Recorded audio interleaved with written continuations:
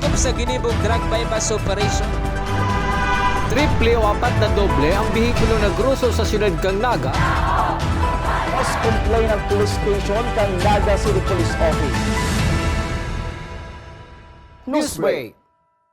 Sa headlines kan mga barata, drug clearing operation sa Camarines Sur, tututukan subot kang bagong PNP Provincial Director. City Veterinary Office asin City Abattoir kang Naga, nakaalerto kontra African Swine Fever. Salpukan ni duwang motorsiklo sa Tigaon, Camarines Sur, duwa ang gadan. Sarong-harong sa Kanaman, Camarines Sur, nasulo. Diyos Marhaina Banggi. Ako si Mark Mendoza. Asin ako, si Antoinette Eduardo. Kami ang sa indong tagapagatod, Barata. Pinanginutan ni the Bicol PNP Regional Director Police Brigadier General Andre Perez Dizon asing Camarines Sur Governor Luigi Villapuerte ang turnover of command ceremony sa bagong Provincial Director kan PNP sa Camarines Sur na si Police Colonel Virgilio Olalia Jr. Niribayan ni Police Colonel Olalia si Police Colonel Julius Cesar Domingo. Sa minsay kan bagong Provincial Director kan PNP Camarines Sur, ang drug clearing operation subuot ang saro sa iyang tututukan para maging drug-cleared province ang Camarines Sur. The security of the community like illegal drugs. Our efforts will focus to the eradication of illegal drugs through the conduct of barangay drug clearing operations. This strategic approach is designed to address the drug problem at its source. Dismantling networks and eliminating its usage. We will clear all barangays. Doon naman tayo patungo lahat. Alam niyo naman, Chief of Police, weekly tayo nag-uusap dito sa barangay drug clearing operations. We will clear all barangays from drug affectation until the whole municipality is drug cleared. And until we achieve the ultimate goal to have a drug-free Camarines Sur.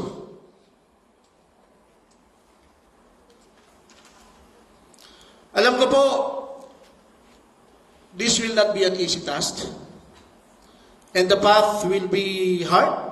But with your support, everybody's support, commitment, and sustained efforts, and siyempre, yung collaboration with all stakeholders, it will be possible.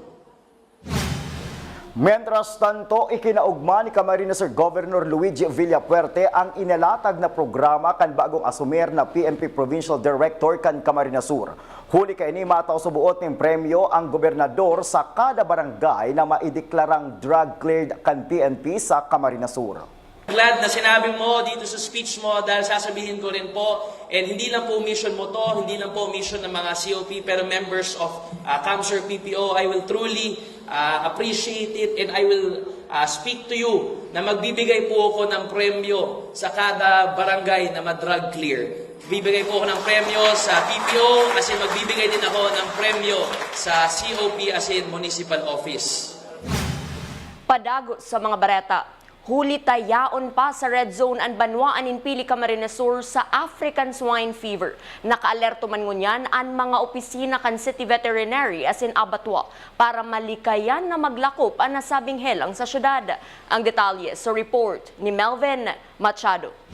Parehong nakaalerto ngunyan ang Naga City Abattoir ng City Veterinary Office sa pamamayo ni Dr. Marily Prestosa Lingua sa pagmonitor sim pagbantay ka mga naglalaog na bunuon na urig sa City Abattoir. Urog na ngunyan na yaong pa sa red zone ang Pili, Camarines Sur huli kang presensya nin African Swine Fever. Susug kay Dr. Lingua kang City Veterinary Office ang mga urig na bunuon ang nagaagi sa livestock inspector asin kung mahilingan ini nin simptomas o sinyalis kang helang na ASF tuloy subot ining pinagkukunde. Sa slaughtering, si antemortem inspection tayo dyan. So kung may mahiling sinda ng mga senyales na talagang nahiling din na ASF, lalo sabi ko nga hali sa iba-ibang lugar outside Nagaan sa itong mga orig, kung automatic na pwedeng i-condemn ninda to pagka may mga senyales ng ASF. And si may mga disease, itong mga disease na mga pigs for monitoring, for surveillance habang yung pwede sa sa satuyang bunuan. Ang siyudad ni Naga ang nasa pink zone. Buot sabihon, salbado sa helang na ASF ang mga orig sa siyudad. Alagad kada tulong bulan, nagkukondisir subuot ng blood sampling sa mga inaataman na orig sa mga barangay kan siyudad. So ngunyan, blood sampling, pero every 3 months si surveillance ta. Kasi nasa pink zone kita. Ang issue sa African swine fever ang halinaman subot aram ka mga nagaataman nin urig. Inihuli kang grabing epekto sa sainda sa nakali sa pagtama kani kaya grabe man ang saindang paglikay. Para sa One Media TV 48 Naga, Melvin Machado, Newsbreak. Mientras tanto, kabali sa patanid ni Dr. Marily Prestosa Lingua, kan City Veterinary Office na sunod dun sa nakan mga may ataman nin urig ang biosecurity measures para maiwasan na maulakitan nin African swine fever an sa indang ataman na urig. Kabali digdian pagbawal na magluwas laog na ibang tao sa piggery na pwedeng may darakan na sabing virus. Sa biosecurity, ang number 1 ta kaya dyan, dapat daisin na magpalaog maski si isay. Na lalo na si mga parabakal, si mga prone baga na mga hali sa iba-ibang farms. So ang pigpapagirom dumi sa inda kung si isa itong siging ataman kan si urig bago maglaog si mga sulot ninda, si lalo na tsinelas or botas, kung ano si gamit iyo lang yaon naman sa farm lang, dai siya paluwas laog. Then si sako kang feeds, dai mi po pigpapalaog talaga sa kulungan. So dapat i-transfer ninda sa container. Sa iba pang bareta, sarong bulan na sana ang hahalaton kan lokal na gobyerno kan syudad ning Naga. Malaog na sa panahon ning kasiributan huli sa mga civic activities kasumpay kan Peña Francia Fiesta ngunya na Setyembre. Sa ngunyan, sirsimana na subuot ang pagmeeting kan manlain-lain na komitiba para magtaonin update arog kan recruitment nin mga kandidata para sa Miss Bicolandia asin iba pang aktibidad. Halos po si Resimana nagkakaigwaning updating, meeting kang manlain-lain na committee sa Peña Francia Fiesta. Ang recruitment committee po kang Miss Bicolandia ongoing sa paglibot sa manlain-lain na munisipyo asin mga probinsya kang Bicol para po makapag-invite ng mga candidates sa Miss Bicolandia. And ito pong Buyadores Festival, ongoing man si pag-meeting sa mga would-be participants, siring man po kang military parade, civic parade. Sa pagbabalik kang news break, salpo kaning duwang motorsiklo sa Tigawan, Camarines Sur, duwa ang gadan. Iyan na sing iba pang mga bareta sa pagwelta kan One Media TV 48 Naga, news break. Dakop sa ginibong drug bypass operation. Triple o 4 na doble ang bihikulo na gruso sa siyudad kang Naga. Mas complain ng police station kang Naga City Police Office. Newsbreak. We invest in shaping the future of healthcare. Our investment in the state-of-the-art facilities and the latest equipment means our students gain hands-on experience with the current technology driving the healthcare industry forward. From immersive laboratories to AI-powered patient model simulators to innovative learning environments, our graduates are prepared to meet the challenges of modern healthcare. The Naga College Foundation, College of Health Sciences, your premier leap to becoming a champion of healthcare.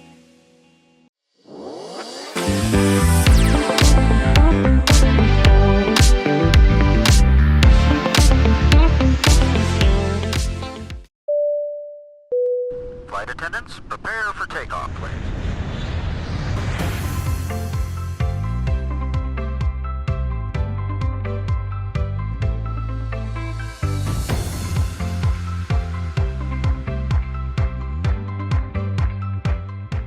Slip life vest over your head. Take the tape around your waist.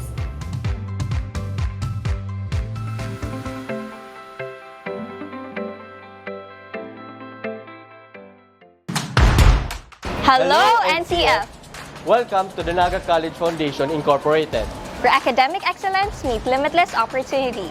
Welcome to the home of the champions. Join us as we leap into the future. NCF is committed to providing state-of-the-art facilities to nurture the next generation of professionals. Our first-class facilities are designed to empower our students and equip them with the skills and knowledge needed to excel in their chosen field. Here at NCF Wings, you are a step closer to your dream of becoming a flight attendant. This is the first cabin crew training in Bicol. But at the heart of it all is the newly constructed College of Criminal Justice Education building. The Naga College Foundation Incorporated is one of the 10 schools in the Philippines recognized by the Commission on Higher Education as the Center of Development in Criminology. Our classrooms are designed to facilitate interactive learning, Strategically designed to support collaborative discussion and critical thinking. This building is home to Bicol's first world-class indoor firing range, which provides our students first-hand training in ensuring that they are proficient in firearm safety and marksmanship. from crime scene simulation laboratories to forensic science facilities. NCF CCJE has a wide range of specialized resources to prepare its students for various career opportunities in criminal justice. Unlock your potential today. Join us as we leap into the future. Join the Naga College Foundation College of Criminal Justice Education.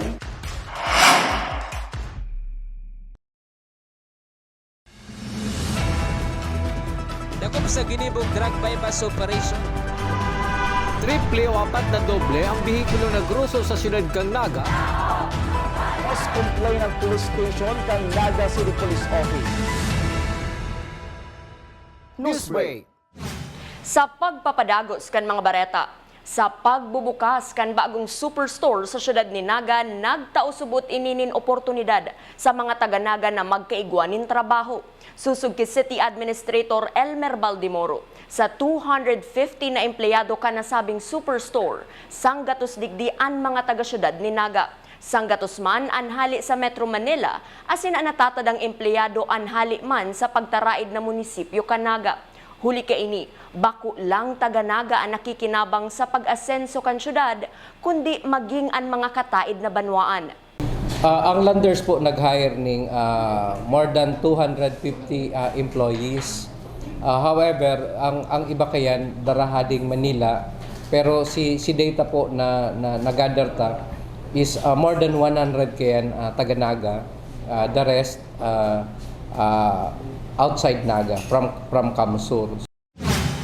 Sa satuyang police report, sarong kasulo nangyari sa Kanaman Camarines Sur kan Suudma. Aram mo taman kumpletong detalles ken sa report ni Christine Alcanzo Reyes. Dinumanan ni si Tatay Jefferson Roy, may sadiri kang nasulong harong kasuod mga hapon sa Zone 3 Baras, Kanaman Camarines Sur. Sa istorya kani sa One Media TV48 Naga News Team, alas 5 ning hapon mientras na siya nagpapahingalo, nagkukurorahaw ang mga kataraid na harong. Dumanya na naaraman na nasusulo na ang diin naman pinag-iistaran na harong sa likod lang kasi ng pinagresidensya. Mga importanteng papeles, gamit na hali pa sa iyang magurang asin iba pang kagamitan ang diin na mapapakinabangan matapos na masulo. Mayo namang nadamay sa nasabing insidente. Naabot pa lang kami haling ospital. Tapos nag-i-snack kami diyan. May nagkukururahaw duman. Akala may nag-iiriwal. Ito pala, may nahiling sila nag-asuligdi sa taas. Nasusulo na pala. So, nagkuyang kami ng taga-fire department. Tapos, sunod. So, PNP na. Tapos, nagbalik naman digdi. Nag-potings man sinda. Nag-interview man. Tapos, ita kakasuri ko. Piputol mo na so itong koneksyon. Hari naman sa metro. Sus kami lang mayang kuryente ka sa banggi, pero ni kataid may igwa. Mayo pang iniluluwas ng Kanaman Bureau of Fire Protection kung ano ang naging cause sa kang kasulo asin kumpiraan naging danyos. Para kay Tatay Jefferson, posibleng nagpuon sa kable ng kuryente na nag-short circuit, sundong magkalayo. Marikas ining naglakop, hulita luma ang nasabing harong. Yun nga ang ina-analyze namin, yung pagparauran, tapos may nag-short dyan, circuit, garuto, nag-spark. Tapos sabi mga katong estudyante, yung nakahiling, dyan nga sir nagpuon, so nahiling nga yung kakalayo, pababa, intirong lakop na tuta, intirong na talagang ko yan. Ang mga plywood ko yan, intirong Haloy na kayo ng taon ng dahil nagamit. Pangapunan ngunyan ni Tatay Jefferson na siya matauwaning kadikit na tabang para mapakarahay ang lumang harong asin liwat maistaran. Para sa One Media TV 48 Naga, Cristina Alcanzo Reyes, Newsbreak. Sa iba pang police report, sarong 22 anyos na soltero, residente kan barangay Triangulo, Syudad ni Naga, an inaresto kan mga otoridad sa ginibong anti-illegal drug by bust operation Kasubanggi. Apwera sa sarong plastic sa Shenin Subuot Shabu na nabakal kan mga otoridad sa sospek sa kantidad na 500 pesos. Nakarecover pa subuot nin 5 sachet nin pinagtutubudang shabu an mga pulis kan magkondusir nin pagrikisa sa lawas kaini. Inaasikaso na kan PNP ang kasong isasaangat sa sospek na yaon ngunyan sa kustudiya kan Naga City Police Office. Sa iba pang police report, dead on arrival ang 2 persona na parehong lunad kang sedang motorsiklo kan ini magkasalpukan mientras nayaon sa kalabaan kan tinampo sa Zone 3, Barangay Mabalud-Balud, Tigawon, Camarines Sur, pasado alas 7 kan Subanggi.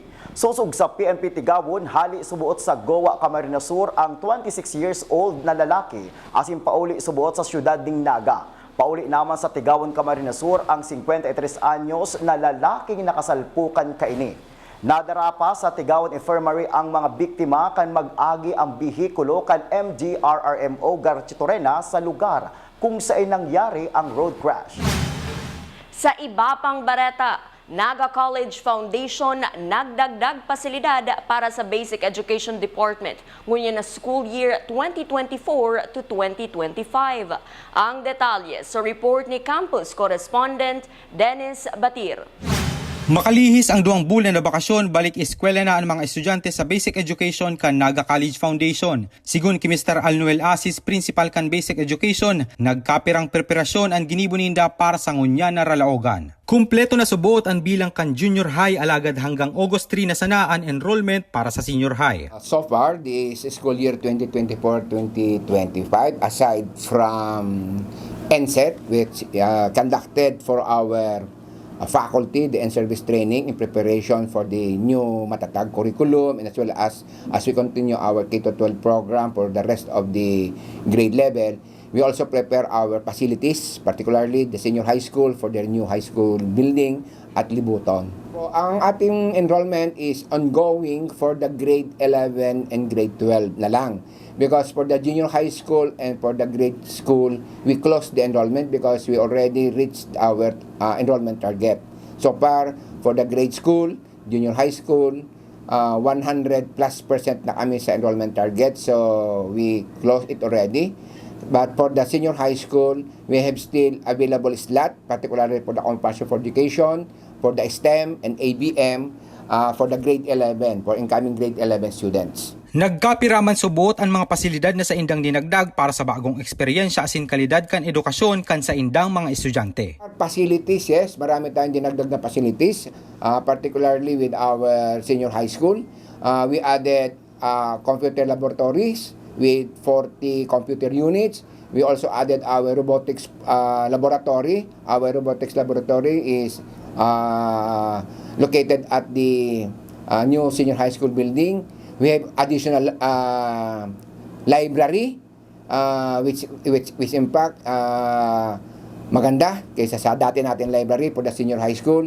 We also have additional clinic to cater the medical and health concerns of our students. Marami tayong dinagdag na mga facilities sa atin sa NCF. Sigun kay Hermione Ann, grade 10 student, asin si Jenea Ann Rivera, grade 11 na hali sa ibang eskwelahan. Haadit asin kaugmahan man giraray an sa indang namati ngunya na ralaogan. Huli ta balik na naman sa mga schoolworks, alagad maugma huli ta may mga bagong kaklase sindang nabibisto. Apwera pa kaini komportable subuot sinda sa indang mga classrooms. Yung classroom okay din kasi kung tutusin po is okay lang yung size niya. Mas nagiging comfortable kami na magsalita. So far po, okay naman po yung first day of school and madami na po akong na-meet na classmates and lahat na din po sila naging friends ko. So far po, dito, mas mas comfortable po ako and mas na-show ko po talaga kung ano po ako and parang dito po sa NCF is parang feel free every time. Ngayon po, hindi pa naman po siya nag-lecture but class orientation po and then namimit na po namin yung ibang subject teachers. NCF po dahil sa culture nila and then active po sila sa activities, not only po sa activities but sports, educations, and iba po. Inimbitaran man kan principal kan basic education na si Mr. Alnoel Asis ang mga senior high students na gusto pang mag-enroll digdi sa NCF. For those who want still to be part and become a certified Tigers, we are still inviting you for our grade 11, Compassion for Education, for our STEM, for our ABM, for our UMS, which also have 30% discount, and for our Compassion for Education, we offer 100% free tuition and miscellaneous, both for public school completer and private school completer. Our enrollment will be until August 3. So please visit us here. And if you have any concern, my office is open to entertain you. And most particularly, you can see also the NCF, the facilities. And we do welcome you here at NCF, Naga College Foundation. Para sa One Media, TV48 Naga, Dennis Batir, Newsbreak. Asin yan ang mga bidang baretang nakalap kan mas pinakusog na puwersa kan One Media TV48 Naga News in Bicol Affairs. De malingaw na i-follow ang samuyang official Facebook fan page One Media TV48 Naga. Ako po si Mark Mendoza. Padagos kaming mahatudnin mga baretang garantisadong nangingenot asin napapanahon. I-hit ang subscribe button sa samuyang official YouTube channel, One Media TV48 Naga, tanganing updated kita sa mga bareta asin istoryang bida. An Bicolano. Ako si Antoinette Eduardo asin ini, an One Media TV48 Naga, Newsbreak. Dagom sa ginibong drug bypass operation. Triple o apat na doble ang bihikulo na gruso sa siyudad kang Naga. Mas complain ng police station kang Naga City Police Office. Newsbreak.